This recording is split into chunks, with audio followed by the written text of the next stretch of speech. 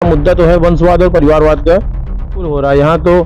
यहाँ तो ऐसा ऐसा परिवारवाद देखने को मिलता है कि प्रत्याशी किसी और टिकट पर लड़ रहा है और उसका समर्थक जो है वो किसी और पार्टी का विधायक। 42 सालों से चली आ रही है एक परंपरा, वो परंपरा भी यहाँ चली आ रही है परिवारवाद की। ऐसा नहीं मैं बोल रहा हूँ, ये पूरी जनता बोल रही है कि वो आपके माइक पे नहीं बोल सकती है सीधे, क्योंकि उसको डर है कहीं मेरा बुलावा ना बोल नहीं रही है। बिल्कुल नहीं आ रही है और बोल भी नहीं रहे हैं, क्योंकि वो इस डर में है कहीं मेरा बुलावा ना जाए शाम को। यानी अगर उन्होंने बयान दे भी दिया तो शायद सामने बुला लिए। विकास कार्यों को अपने नाम का श्रेय लेने की होड़ सी लगी हुई है जी। तो कितना पैसा लगा दिया है जनता के पीछे, आपका कहना? ये जनता का पैसा है जी। जनता 5 रुपए की साबुन की टिक्कियाँ खरीदती है तो उसमें 2 रुपए टैक्स देती है जी, तब उसको 5 रुपए की साबुन की टिक्कियाँ मिलती है। पूछता हूँ ना कि कौन से नेता ने अपनी जेब से पैसा लगा दिया है? बिल्कुल जनता के पैसे से हुआ है। जनता का हनन हो रहा है, बिल्कुल जनता के अधिकारों का हनन हो रहा है श्रीमान जी। मैं जय कौशल पिछले 4 सालों से जनता की सेवा कर रहा हूं और मैंने अपने सेविंग अकाउंट का पैसा लगाया है। वो कोरोना काल का पहला रहा हो तेज, कोई भी हर आदमी अपने अपने घरों में, हर जितने भी नेता जनप्रतिनिधि थे सब अपने अपने घरों में बैठे थे, का डर था। इसका मतलब कहीं उन्हें ये भी डर था कि मौत का डर, कहीं ये भी डर था हमारी जेब से पैसा न चला जाए। बिल्कुल दोनों डर थे। वंचित समाज के साथ इतना भेदभाव किया गया है। अभी तो आप लोग नगर पंचायत घूमेंगे, सर्वे करेंगे, जब आप जाएंगे तो आपको दिखेगा कि विकास कार्य शून्य है। घरों के ऊपर कॉलोनी बनी, पक्के मकान के ऊपर कॉलोनी बनी है और उसकी उतनी सुनवाई। यहाँ 1-2 जिनके घर में 2 वोट है, 3 वोट है, 4 वोट, उनकी कोई सुनवाई नहीं है ना। मतलब वो उस जीवन में नहीं आते हैं ना कि मतलब इनसे कुछ भला। उनकी सुनवाई होगी ना जिनके पास ज्यादा मत है, ज्यादा समाज में पावर है, उनकी सुनवाई। चरमराई हुई है तो क्या उत्पीड़न होना? महिलाओं के साथ दुराचार हो, दुष्कर्म से मामलों को आने तक पहुंचने नहीं दिया जाता, दबा दिया जाता है। दबा दिया। 3 दिन तक वो डरा सहमा सा था। एक वहाँ पे माननीय मुख्यमंत्री जी की हेल्पलाइन पे फोन किया उसने, सब पे। खैर एक चीज है, मैं तो मानूंगा कि सरकार ने आज गरीबों को अपनी आवाज लखनऊ तक पहुंचाने का, दिल्ली तक पहुंचाने का जो माध्यम दिया, ये बहुत ही सराहनीय कार्य है। सरकार ने राशन तो दिया जी, राशन तो दिया सरकार ने, भी होती है, राशन भी पूरा नहीं पहुंचता। आप जाइए, ऊपर से तो पूरा आ रहा, नीचे नहीं पहुंचा। सब हम ही से खुलवाएंगे। अब जाइए, ज्यादा सैलरी तो छोटे कर पा रहे हैं।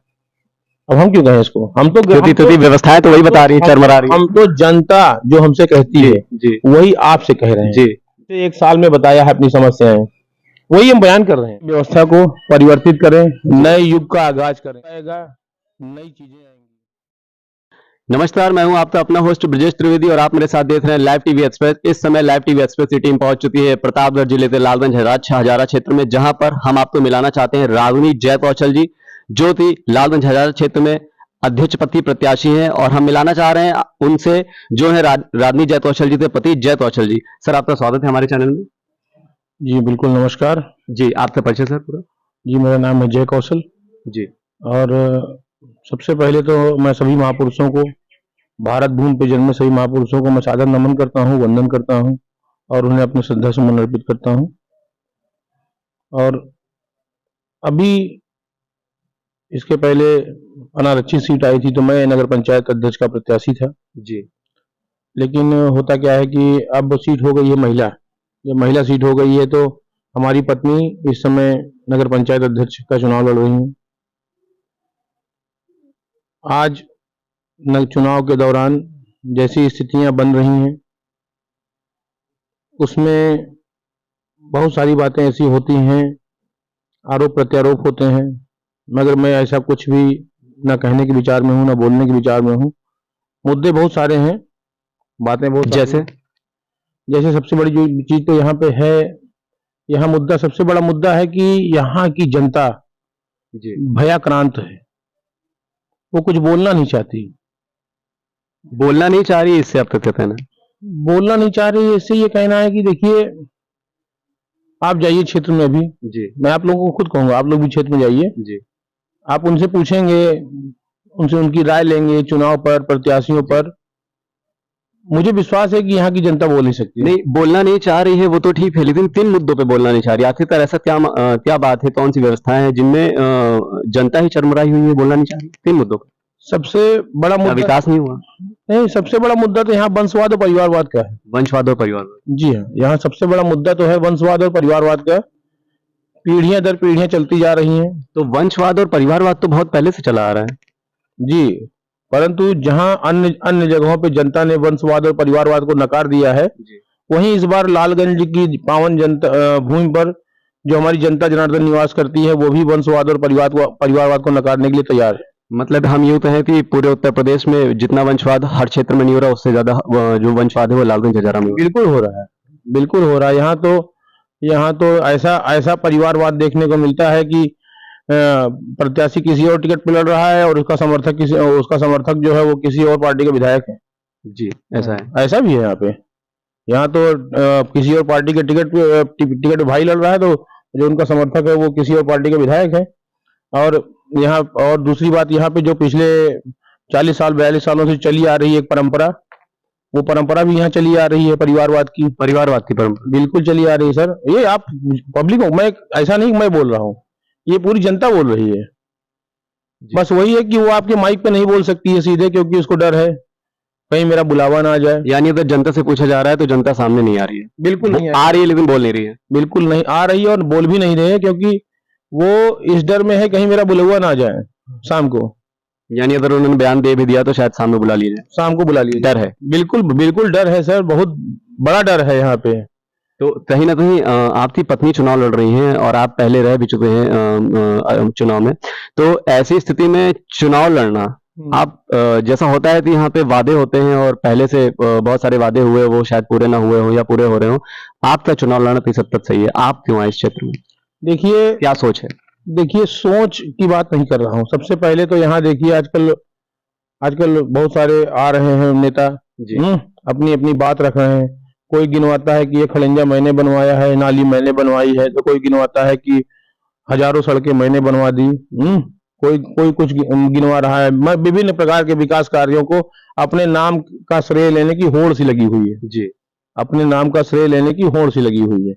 परंतु मेरा तो सीधा सवाल है ना, कि किसने अपने सेविंग अकाउंट में कितना पैसा लगा दिया है जनता के पीछे। उस हिसाब से देखा है तो शायद नहीं, ऐसा लगता है आपका कहना? ये जनता का पैसा है जी। जनता 5 रुपए की साबुन की टिक्कियां खरीदती है तो उसमें 2 रुपए टैक्स देती है वो। जी। तब उसको 5 रुपए की साबुन की टिक्कियां मिलती है। जी। और उन्हीं 2-2 रुपए से सरकार से वो पैसा विकास कार्यों के लिए आता है। मैं तो पूछता हूं ना कि कौन से नेता ने अपनी जेब से पैसा लगा दिया है? किस नेता ने अपने? यानी यहाँ पे जो डेवलपमेंट हुआ, थोड़ा भी डेवलपमेंट, जो भी डेवलपमेंट होता है ना कहीं जनता के पैसे से हुआ है। बिल्कुल जनता के पैसे से हुआ है। यानी जनता का हनन हो रहा है। बिल्कुल जनता के अधिकारों का हनन हो रहा है श्रीमान जी। अरे मैं बताऊं, मैं जय कौशल पिछले 4 सालों से जनता की सेवा कर रहा हूं और मैंने अपने सेविंग अकाउंट का पैसा लगाया हुआ है।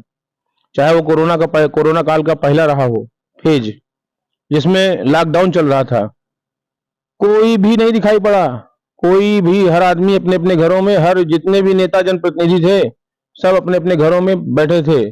सबको एक मौत का डर था। इसका मतलब कहीं उन्हें ये भी डर था कि मौत का डर, कहीं ये भी डर था हमारी जेब से पैसा न चला जाए। बिल्कुल दोनों डर थे। लेकिन मैं जय कौशल और मेरे मित्र राय शुक्ला जी, हम दोनों लोगों ने कोरोना के पहले फेज में लॉकडाउन के दूसरे दिन से, जिस दिन लॉकडाउन शुरू हुआ था उसके दूसरे दिन से माननीय उप जिलाधिकारी महोदय से परमिशन लेके प्रतिदिन 150 परिवारों में हम जाते थे।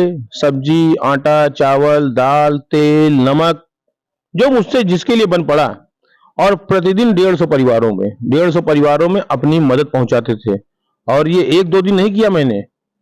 जितने दिन का कोरोना काल था, जब लॉकडाउन खुला उसके 1 हफ्ते पहले तक मैंने किया, लगातार 150 दिन और 150 परिवार का लक्ष्य था हमारा कि हम पहुंचेंगे। अब ऐसा नहीं है कि मैंने नगर पंचायत लालगंज के क्षेत्र में किया था।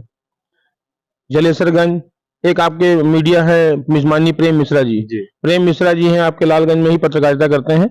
उनके भी कहने पे मैं उनके गांव गया था। जिन्होंने जिस गांव मुझे बुलाया कि भैया आइए, मेरे यहाँ भी लोगों की प्रॉब्लम्स है, खाने पीने की दिक्कतें हैं, मैं उन सबके गांव गया था।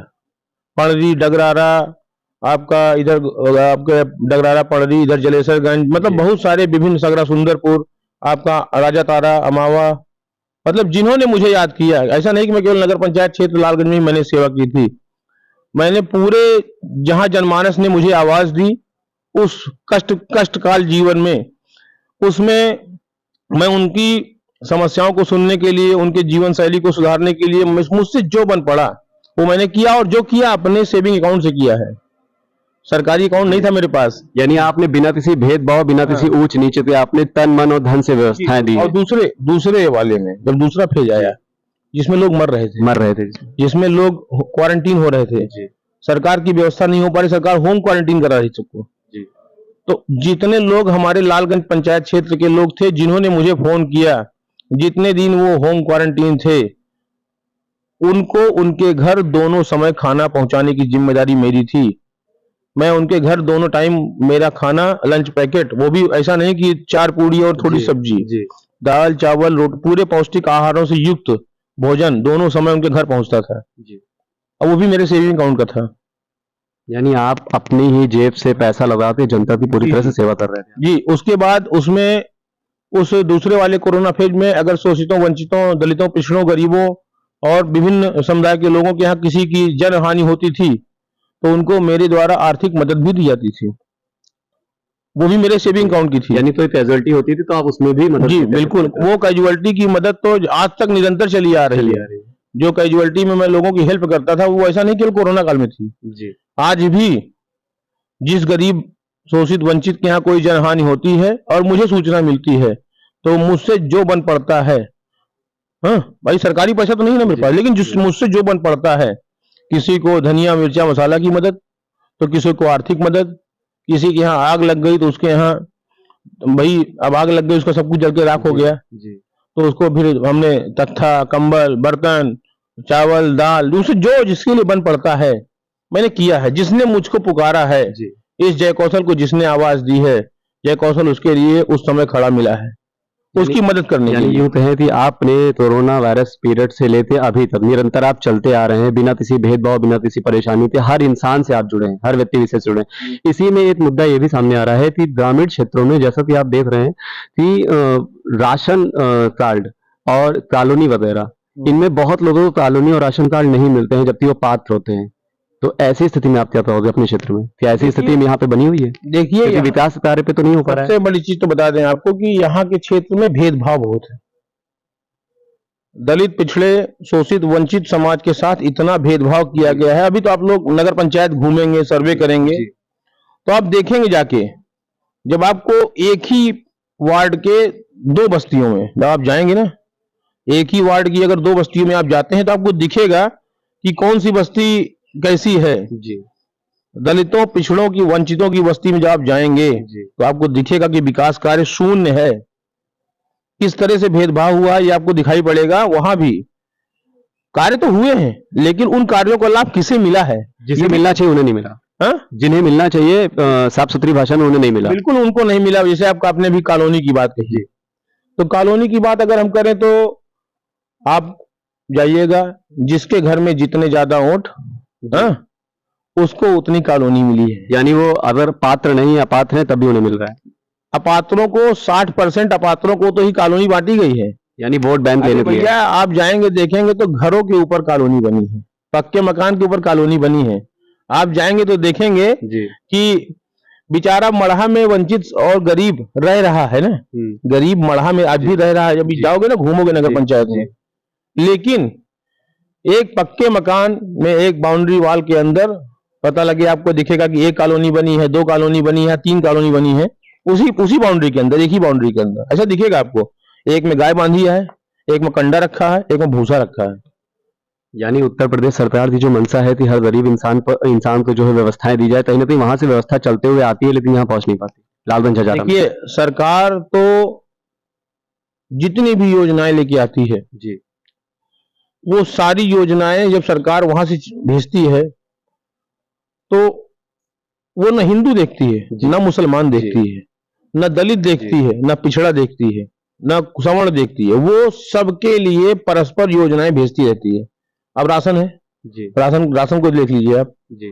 क्या राशन केवल हिंदुओं को मिलता है, मुसलमान नहीं मिलता? वो तो सबको मिल रहा है, सबको मिल रहा है। सरकार जितनी योजनाएं हैं, जितनी विकास की योजनाएं हैं, या गरीबों के उत्थान की योजनाएं हैं, या उनके पेट भरने की योजनाएं हैं, उन सभी योजनाओं में सरकार कोई भेदभाव नहीं करती।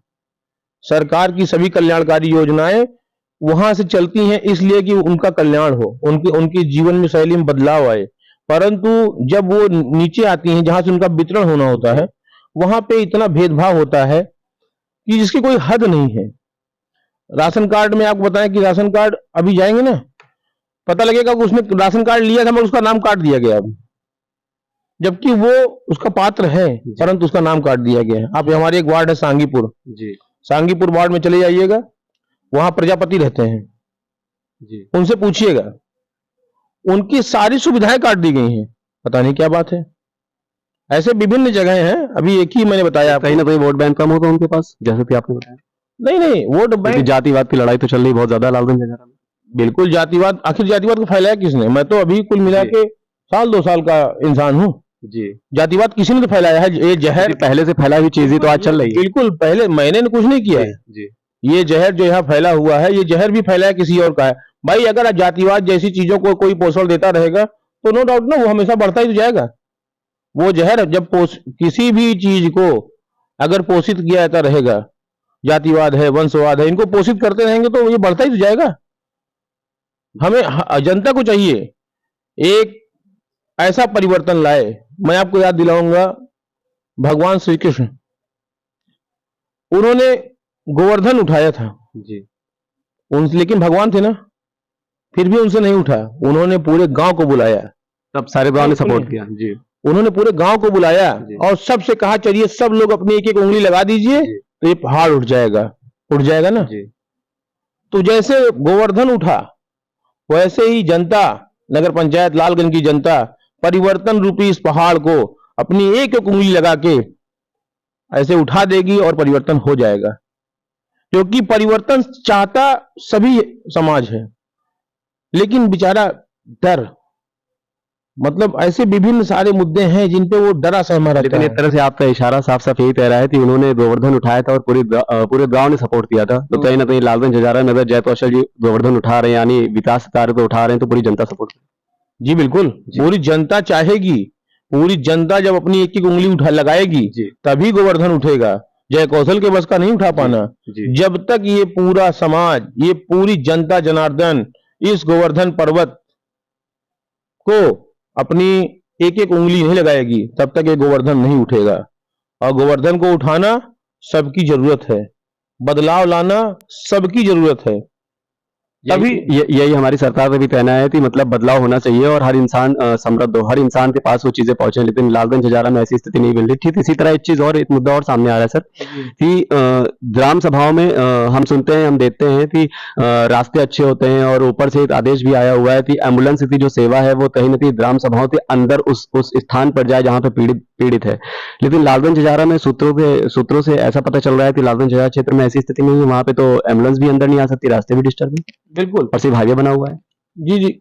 अरे साहब, जरा एक बार आप लोग क्या है ना कि आप लोग केवल यहीं से सड़क आते हैं काली सड़कों पे और काली सड़कों से निकल जाते हैं। जरा पहले चलो गांव की ओर, जी चलो पूर्वों की ओर, देखो उनकी स्थिति। कभी हमने आपसे पूछा तो सुनने मारा ऐसा कौन सा जीवन जी रहे हैं बेचारे, ऐसा नारकी जीवन जी रही है जनता। मतलब ऐसे ऐसे अभी चले जाइए जैनपुर में मैं चुनाव प्रचार करने गया था तो एक घर में पहुंचा, थोड़ा ऊपर खाल था, मैं पहुंचा उनके यहाँ, तो उसने आश्चर्य से कहा भैया कौन गति से आया। हमके मतलब क्या कहने का आपका है? कहें घर मेरा बने आज यहाँ 15 साल हो गया, आज तक मुझे रास्ता नहीं मिला है। कैसे? तो ये लिए आज तक भैया ना मोटरसाइकिल ले, साइकिल ले, पैदल आई जाए खेते हुई। मतलब जाएंगे ना जैनपुर, जाइएगा, पता कीजिएगा कि कोई आपात स्थिति आ जाए तो व्यवस्थाएं चरमराई हुई है पूरी तरह से। भाई साहब, अगर किसी घर में गांव में आग लग जाए अभी तो समझिए कि फायर ब्रिगेड पहुंचने में आफत हो जाती है, और फायर ब्रिगेड जब तक वहां पहुंचेगी तब तक पता लगा उसका सब कुछ जल के राख हो गया। तो मतलब यही थी, जापान जैसी टेक्नोलॉजी यहाँ पे नहीं है, क्योंकि अगर जापान होता तो जाहिर से फायर ब्रिगेड पहुंच जाती, वैसी स्थिति नहीं है यहाँ पर। देखिए, यहाँ वोटों की राजनीति है, यहाँ खुश करने की राजनीति है।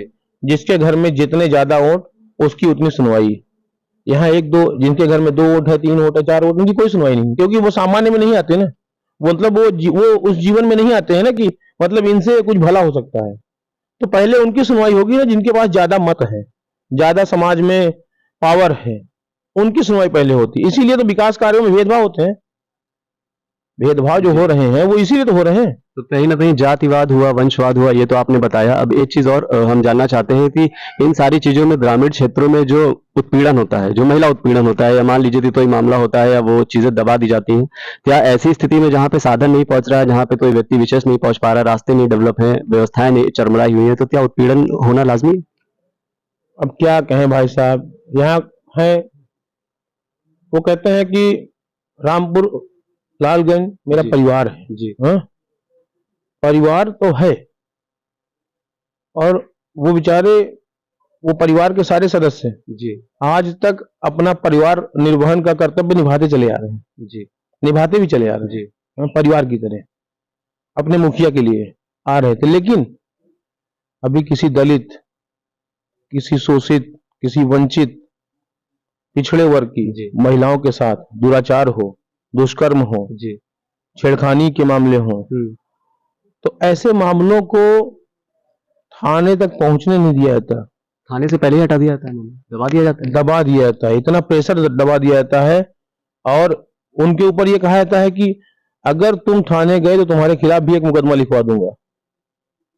मतलब इतना डर है? बिल्कुल सर, इतना। आज बताऊं आपको यहाँ की क्या स्थिति, अभी एक घटना हुई थी जी यहीं पे, अभी बीते 14 तारीख को। जी 3 दिन तक वो डरा सहमा सा था, किसी प्रकार एक उस वहां पे माननीय मुख्यमंत्री जी की हेल्पलाइन पे फोन किया उसने, जी सब पे। जी खैर एक चीज है, मैं इसको मानूंगा जी कि सरकार ने आज गरीबों को अपनी आवाज लखनऊ तक पहुंचाने का, दिल्ली तक पहुंचाने का जो माध्यम दिया, जी ये बहुत ही सराहनीय कार्य है। इससे बहुतों को लाभ हो रहा है, जी मैं सरकार को इस पे धन्यवाद। लेकिन यहाँ की जो लोकल व्यवस्थाएं हैं उनमें जब तक परिवर्तन नहीं होगा, अब वो बता रहा हूँ कि उस बेचारी 3 दिन बाद तो अपना मुकदमा लिखा पाई, और जैसे ही उसका मुकदमा लिखा गया वैसे ही उनके ऊपर भी एक मुकदमा लिखा दिया गया। यानी क्रॉस क्रॉस मार दिया अभी डायरेक्ट। हाँ, क्रॉस मारा गया है, कोशिश तो की गई क्रॉस मारने की, लेकिन अब हम तो कहेंगे जाइएगा, आप उनसे मिलिएगा, जाइएगा उनसे मिलिएगा, उस परिवार से नहीं, हम जरूर जाएंगे वहाँ। जिसके साथ ये घटना हुई है, जी मिलिएगा उनसे, जाके उनका भी दर्द पूछिए। भाई साहब, अब आपको क्या बताएं, घटना 14 तारीख की है। जी यहाँ कोई अगर दिल्ली में कोई होता है घटना, तो वो लालगंज या प्रतापगढ़ के समाचार पत्रों में छप जाती है। छप जाती है। हाँ, दिल्ली का बयान, लखनऊ का बयान। लेकिन यहाँ की जो मूल घटनाएं हैं वो आपको समाचार पत्रों में नहीं मिलेंगी। मैंने इतने विद्यालयों में इतनी डेस्क बेंच बांटी, कोरोना काल में मैंने लगातार 150 दिन मैंने सब्जियों का वितरण किया, अनाज का वितरण किया। इसके बाद फिर आप देखिए कि 14 विद्यालय है नगर पंचायत लालगंज में, सब में मैंने 5-5 डेस्क बेंच वितरण किया। लेकिन धन्य है आपके लालगंज जी का मीडिया, उनको ये सब दिखता ही नहीं। यानी मीडिया मीडिया चुप है। बिल्कुल चुप है। उसकी घटना हुई 14 तारीख को, ली दलित, मामला सामने नहीं आया। बिल्कुल नहीं आया, किसी को नहीं पता है। वो तो मुहा मुही, जिसको जिसको मालूम हो गया तो मालूम हो गया, आज तक खबर नहीं आई। यानी यूं कहिए कि लालगंज की मीडिया भी एक तरह से शांत बैठी हुई है, दबी है। कहीं ना कहीं वो भी दबी हुई है। जैसे जनता है वैसे ही मीडिया है। यानी जिस तरह जनता परेशान है वैसे मीडिया परेशान है, लेकिन बोल तो नहीं पा रहा है। कोई नहीं बोल पाएगा सर, कोई नहीं बोल पाएगा श्रीमान जी। यहाँ की वस्तु स्थिति, जब आप कहते हैं कि जब आप तालाब में उतरोगे तभी तो गहराई जान पाओगे, बिना तालाब में उतरे गहराई की जानकारी आपको नहीं होगी। जी उसके लिए तालाब में उतरना पड़ेगा, सच्चाई ढूंढनी पड़ेगी, और सच्चाई तो इस तरह बिखरी पड़ी हुई है, लेकिन कोई ढूंढना भी नहीं चाहता। कहने का मतलब है कि पूरी तरह से एक तानाशाही जैसा माहौल है कि हर व्यक्ति विशेष दबा हुआ है। पिछले साल से मैं वाटर एटीएम को लेके मैंने मुद्दा उठाया था नगर पंचायत कार्यालय में। यहाँ इतने इतने करोड़ों रुपए के, लाखों रुपए खर्च हो गए भैया वाटर एटीएम पे हर जगह। पिछले साल से किसी में न तो टोटी है, न किसी में पानी है, न कुछ है ना। हाँ, लेकिन एक चीज है सर, यहाँ उद्घाटन बहुत जोर शोर से होते हैं सबके। यानी उद्घाटन में तो बहुत अच्छी अच्छी बातें हो जाती हैं, और उद्घाटन और शिलान्यास में तो बहुत जोर शोर रहता है। उद्घाटन हुआ, शिलान्यास हुआ, शिलापट हुआ, इनमें तो बड़ी तेजी रहती है। लेकिन जनता की आवश्यकताएं क्या हैं? अब सोचिए कि पब्लिक टॉयलेट आए थे, इतने सारे आए जी, प्लास्टिक के होते नहीं थे टॉयलेट आते थे, जी कितने टॉयलेट आए, कहाँ चले गए पता नहीं। लगाए लगे, फिर कहाँ चले गए, शायद वो किसी और के यहाँ शोभा बढ़ा रहे होंगे। भ्रष्टाचार की भेंट चढ़ गए। सब चढ़ गए भेंट, भ्रष्टाचार की भेंट, डस्टबिन चढ़ गई, जी ये आपका टॉयलेट चढ़ गया, भ्रष्टाचार की भेंट कहाँ नहीं है। चाहे तहसील देख लीजिए, चाहे आप कोतवाली देख लीजिए, चाहे आप नगर पंचायत कार्यालय देख लीजिए, चाहे आप अस्पताल देख लीजिए, जहां जितनी भी व्यवस्थाएं लालगंज में हैं, सब दलालों और भ्रष्टाचारों का बोलबाला है, भ्रष्टाचारियों का। तो इसका मतलब हम ये समझे कि ग्राम सभाओं में जो जैसे आपने बोला टॉयलेट और सारी चीजें चढ़ रही हैं। जी मैं आपको बता रहा हूँ ना, आप मेरी बातों का अध्ययन, जी आप जाएंगे गांव में ना, उनसे पूछेंगे तो वो अगर कहे कि नहीं भैया बिल्कुल सही बात है, तो मानिएगा ना। मैं बिना मतलब, ये चुनावी स्टंट नहीं है, ये रियल सच्चाई और मुद्दे हैं, ज्वलंत मुद्दे हैं, जिनसे यहाँ के लोग बेहद परेशान हैं। आप यहाँ की शिक्षा व्यवस्था को देखिए, यहाँ की स्वास्थ्य व्यवस्था को देखिए, यहाँ की मतलब बिजली व्यवस्था को देखिए, मतलब लोग आए दिन उल्टे सीधे बिल से परेशान रहते हैं। जानते क्यों? क्योंकि आपने अगर कुछ खिलाफ बोला तो इधर से नहीं समस्या पैदा की जाएगी, तो इधर से पैदा कर दी जाएगी, दाहिने से बाएं से, कोई मतलब किसी न किसी भांति आपको तुरंत परेशान कर दिया जाएगा, जिससे आप परेशान हो जाओगे। क्योंकि जितने भी यहाँ डिपार्टमेंट है, मैंने कहा ना आपसे, चाहे वो तहसील हो, चाहे वो कोतवाली हो, चाहे वो आपका नगर पंचायत कार्यालय हो, चाहे वो बिजली विभाग हो, चाहे स्वास्थ्य विभाग हो, भ्रष्टाचारियों का और दलालों का एकदम बोलबाला है। एकदम घेरे खड़े रहेंगे। आप एकदम जहाँ से पहुंचेंगे पूछेंगे पहले क्या काम बताओ, और वहां फर्जी बिलिंग, बिजली विभाग में फर्जी बिलिंग भेज दी जाती है। पता लगा बिल आ गया 20,000 का, 20,000 का बिल आ गया, अब बिल लेके पहुंचेंगे कार्यालय में, बाहर खड़ा रहे कोई आदमी, लौट में काम करो 5,000 में सेट करवा दूंगा। यही हो रहा है। यानी दीवालों पे लिखा है दलालों का प्रवेश वर्जित, लेकिन दलाल भरे पड़े हैं, हर जगह भरे पड़े हैं। कहाँ नहीं भरे पड़े भैया? ये सब ऐसे ज्वलंत मुद्दे हैं जिन पे कोई नहीं बोलता। सब ये बोलेंगे हमने ये कर दिया, हमने वो कर दिया। अरे जनता को जो चीज चाहिए, जनता को चाहिए सुखद जीवन, स्वच्छ वातावरण और सुखद जीवन, और लेकिन वो चीजें उसको नहीं मिल रही हैं। कानून व्यवस्था तो अच्छी है, परंतु वहां तक पहुंचेगा तो ना, वो जब वहां तक पहुंच ही नहीं पाएगा। मतलब साफ है कि जो व्यवस्थाएं ऊपर से चलते हुए आ रही है वो जनता तक नहीं पहुंच रही, पहली चीज। दूसरी चीज ये कि जनता जो बहुत ही ज्यादा मजबूत है, उसमें से 2 ही 4% जनता है जो अपनी बात ऊपर पहुंचा पा रही है, और बाकी बातें सब दबी हुई जा रही है लालगंज क्षेत्र में। अपात्रों को राशन कार्ड है, जिन विधवाओं को, जो बेचारे शोषित वंचित गरीब हैं, दलित हैं, पिछड़े वर्ग के हैं, उनको कम से कम वृद्धावस्था की पेंशन मिले, ये सब चीजें मिले, उनके लिए कोई सोचने वाला नहीं भाई। आप एक ठो कुछ करवाना हो कहीं भी, पहले जाओ भैया सुविधा शुल्क दो। सुविधा शुल्क के बगैर कहीं काम नहीं होगा आपका, नहीं टहलते रहो ना आप। मतलब सरकार तो बहुत चाहती है कि हम इतनी योजनाएं अपनी दे दें, लेकिन जब यहाँ पे वो कार्यान्वित नहीं हो पा रही हैं, उनको रोक रखा गया है। सरकार ने राशन तो दिया, राशन तो दिया सरकार ने, लेकिन राशन में एक मामले और आते हैं कि राशन में धड़तौली भी होती है, राशन भी पूरा नहीं पहुंचता। आप जाइए, ऊपर से तो पूरा आ रहा, नीचे नहीं पहुंचा। सब हम ही से खुलवाएंगे। आप हम तो आपसे पूछ रहे हैं, हम तो आपसे पूछना चाह रहे हैं। आप जाइए देखिए तो यहाँ की क्या व्यवस्था है। यहाँ पे ये व्यवस्था है कि जैसे आपके 5 यूनिट है कार्ड में, तो 5 × 25 किलो राशन होना चाहिए ना। 20 किलो मिलेगा, 25 नहीं मिलेगा। वो कहेंगे भैया हम कहाँ से करें, कहाँ से, हमारे पास आ ही नहीं रहा है। नहीं हमारे पास नहीं आ रहा है, लेकिन जो हमको ये है वो है, बहुत सारी बातें बताते हैं कि हमारी मजबूरियां हैं, इसलिए भाई एक यूनिट पे 1 किलो कटेगा। अब आप सोचिए कि अगर एक राशन की दुकानों पे अगर पता लगा 1,000 यूनिट है या 2,000 यूनिट टोटल उनके यहाँ है राशन कार्ड जिसका वितरण करते हैं, 2,000 यूनिट है, 3,000 यूनिट है उनके पास, तो 3,000 किलो राशन ऐसे ही चला जा रहा है। यानी सरकारी टीचर से ज्यादा सैलरी तो छोटे कर पा रहे हैं। अब हम क्यों कहें इसको, हम तो व्यवस्थाएं तो वही बता रही है, चरमरा रही है। हम तो जनता जो हमसे कहती है वही आपसे कह रहे हैं। जनता ने जो हमसे 1 साल में बताया है अपनी समस्याएं, वही हम बयान कर रहे हैं। कहीं ना कहीं नायक पिक्चर का वो सीन, जिनके सीएम बनते हैं और सीएम बनने के बाद वो ग्रामीण क्षेत्र में जाते हैं और वहां पर एक ठेकेदार धड़तौली कर रहा होता है। उस स्थिति में वो उसको पकड़ भी लेते हैं और उसको सस्पेंड कर देते हैं, साथ ही साथ उनके आला अधिकारी भी सस्पेंड होते हैं। तो क्या वो रियल लाइफ थी और अब वो रियल लाइफ थी? वो रियल लाइफ थी, जी हाँ। और जो रियल लाइफ में दिखाया गया था ना, वो एकदम आप समझिए कि नगर पंचायत का 2 कॉपी है, नगर पंचायत लालगंज का। हाँ, सेम जो व्यवस्था उस रियल लाइफ वो लालगंज में है, बिल्कुल लागू है एकदम से। हर जितने मुद्दों पे नायक पिक्चर में एक्शन हुआ था अनिल कपूर का, वही एक्शन की आवश्यकता नगर पंचायत लालगंज की जनता मांग रही है। यानी अब रियल लाइफ होने वाली है। जी बिल्कुल रियल लाइफ होने वाली तो है। आप हमारी जनता से क्या बोलना चाहते हैं, आपको जो सुन रही है? जनता से मेरी अपील है 50 वर्षों की व्यवस्था को परिवर्तित करें, नए युग का आगाज करें। जी नया युग आएगा, नई चीजें आएंगी, जी। नई व्यवस्थाएं आएंगी। आइए हम सब मिलकर नए युग का स्वागत करें। बस जनता से मेरी यही अपील है। तो ये थे हमारे साथ जय कौशल जी, जिन्होंने अपनी मंशा साफ साफ जाहिर करी।